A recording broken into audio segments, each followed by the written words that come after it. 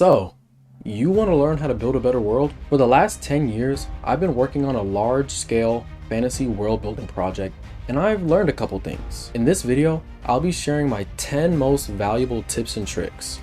By the end of this video, you'll be equipped with enough knowledge that'll let you create captivating worlds your readers will love.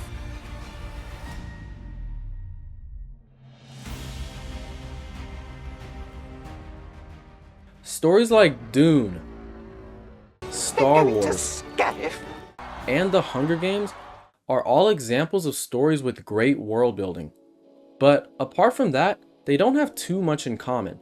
This is because each one of those stories exists within its own genre, and each genre has its own rules. This leads into our first tip of the video, which is establish the kind of world that you want. But in order to do that, you need to answer one crucial question. What genre are you writing in? Now, let's talk about the type of world you want to make. Is it a fantasy world filled with mythological creatures and magic?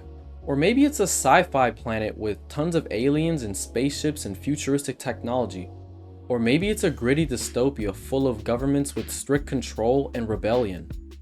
Determining this early on will help you pick the kind of world that you want to make. Think about the key elements that make your story fun and exciting. For example, J.R.R. Tolkien's Middle-earth is a blend of different races and cultures, which creates a vibrant and immersive world that readers fall into. The next thing you want to do is to always keep your audience in mind. Different audiences like different things. Fantasy fans might be expecting complex maps, interesting magic systems, and sprawling worlds filled with different cultures. Sci-fi fans might be expecting new and intricate ideas involving technology and science, and even aliens. In order to keep your fans and readers engaged, you want to tailor your world to their expectations and preferences. Each genre has its own rules, and you're going to want to follow them if you want to see the best success. Knowing your audience helps you craft a world that resonates with them and keeps them hooked to your story from start to finish. The next thing you're going to want to do is to establish your genre. Now, while I mentioned this earlier in the video, you're going to want to now lock in your genre so that you can further go in depth in your world and start picking and choosing what elements you want to include. If you're writing in fantasy, your readers might be expecting castles, dragons, and magic, and you're going to want to incorporate some of these things into your story where it fits. Sci-fi readers might be expecting space travel and alien civilizations. Dystopian readers might be expecting abandoned cities and nuclear wastelands.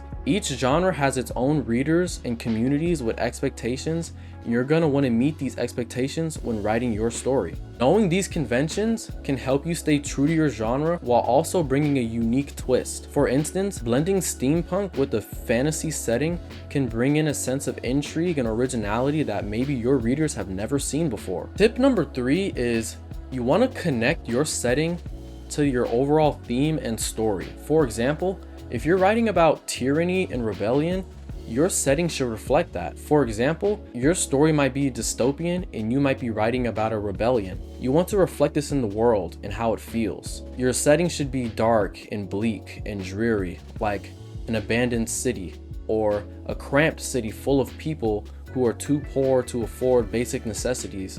Kind of similar to how the districts worked in the Hunger Games series. That series did a great job of connecting itself to the overall theme, which was the negative effects of capitalism and how our world will deteriorate because of natural disasters caused by mankind. Consider how the environment, culture, and history of your world will impact the plot. Your setting should feel like a living and breathing character of its own that directly influences the characters and the plot of your story. I hope you're enjoying some of these world building tips and that they can help you when you start building your own world. If you're finding the content helpful or you're just enjoying this video, be sure to drop a like on this video and subscribe to the channel for more. And if you have any world building tips of your own, be sure to drop them in the comments. I'd love to read them. Now, let's get back to these world building tips. Now, tip 4, we're going to be getting into a bit more of the technical side of world building. You want to describe your environment in great detail, but not all the time. When you're describing your environment, you want to get into what the landscapes look like. What's the climate like? What's the weather like? Are there unique geographical features like floating islands or volcanoes or sprawling deserts with sandstorms like in Dune? You want to think about these things so that when you start writing your story, you can incorporate them into your prose so that your readers can build a sense of what the world looks like. The more detailed and specific you are, the better picture your readers will have of your world in their head when they're reading your story. Along with describing the environment, you're also going to want to describe and flesh out the culture of your world. What are the customs, traditions, and social structures like? Is there a caste system? Is there a royal family in your world? Are there multiple royal families? How do the kingdoms in your world interact with each other if you're writing a fantasy story? How do different alien civilizations interact with each other if you're writing a sci-fi story? All of these things are crucial to consider when you're crafting your world. Think about the values, beliefs, religion, and norms of your society and how they affect your characters in the larger world around them. Are there rituals, ceremonies, celebrations, and holidays that exist within your world? How do people dress, speak, and generally act around each other? These cultural details add depth to your story and make it feel more real and reasonable. Two key things that influence culture are language and history. Plenty of fantasy and science fiction writers often create their own languages for their stories. J.R.R. Tolkien created entire languages and dialects for his characters. Now, you don't always have to go this in depth, but doing so will definitely add a layer of dedication and depth that your readers will definitely appreciate. The same thing goes for history and lore. While these things might not always show up in the words of your story, they exist within the characters' minds and influence how they interact with the world. When it comes to crafting rich history and lore, you want to think about how past elements have shaped the present. What legends or myths do people believe in? History adds depth and context, making your world feel like it existed long before your story actually began. Think about any major wars, revolutions, or natural disasters that have left their mark on your world. What ancient civilizations once thrived and fell that helped shape your world and the culture that followed? Incorporate these elements into your story to create a sense of continuity and depth that your readers will surely appreciate. The next tip is to make sure your setting is intertwined with your story.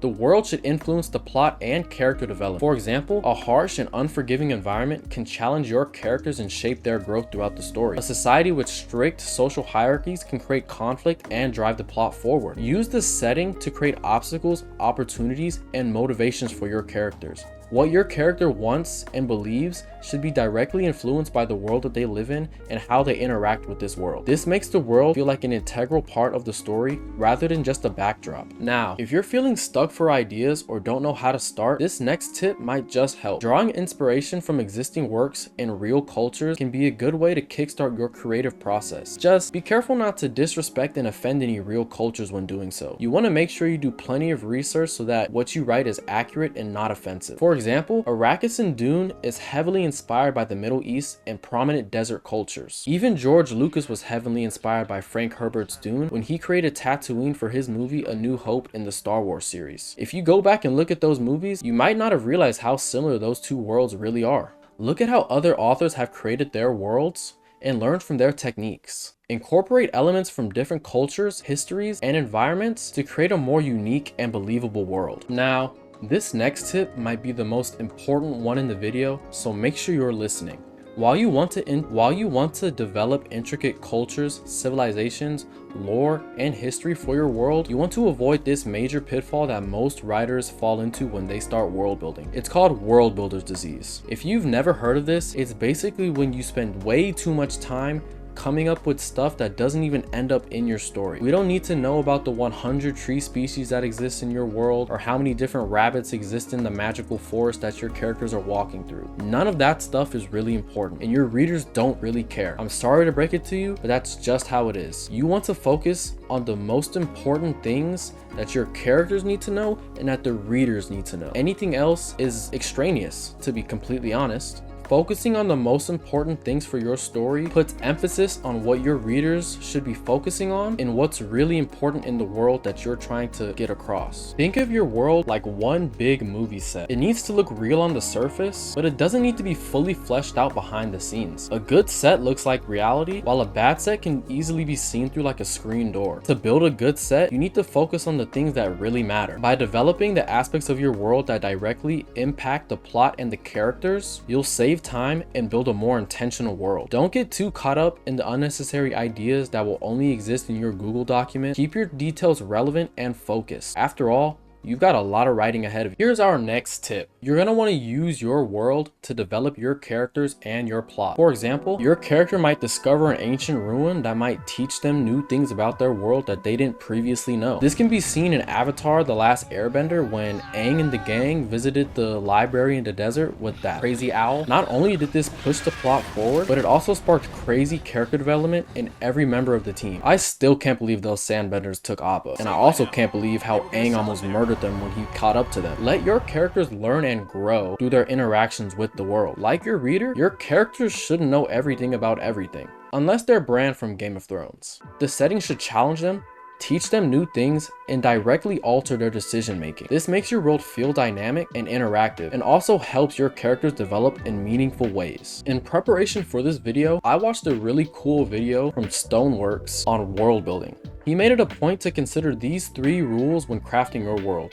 The first rule was the rule of cool. You want to make sure your world is awesome and memorable, or else no one's gonna read it. Or even worse, they'll read it and they won't remember a single thing about it. The next rule was the rule of consistency. You want to make sure your rule is consistent within the context of the rules that you've established. If you're writing a cowboy western, there shouldn't be dragons flying around burning the village. That just shouldn't happen. The third rule was the rule of uniqueness. You want to make your world distinct and original to you. While you can use influences in other worlds during your creative process, you want to make sure your world has mostly your ideas and your personality within it. People like reading familiar things, but they also like seeing something new too.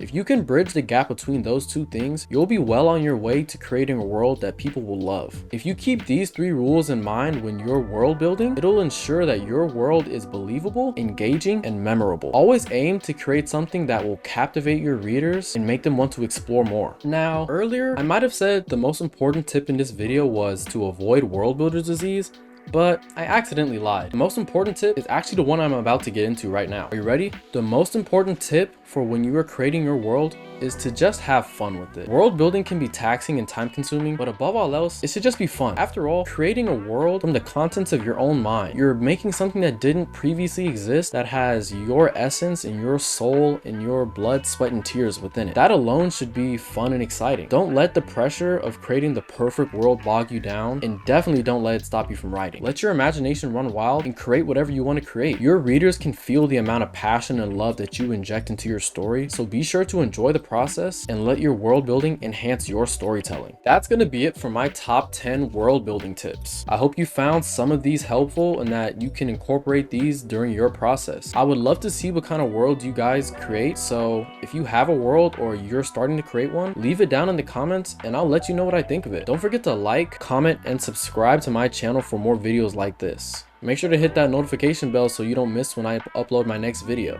I've been LD Jones, and I want to thank you all for watching. Peace.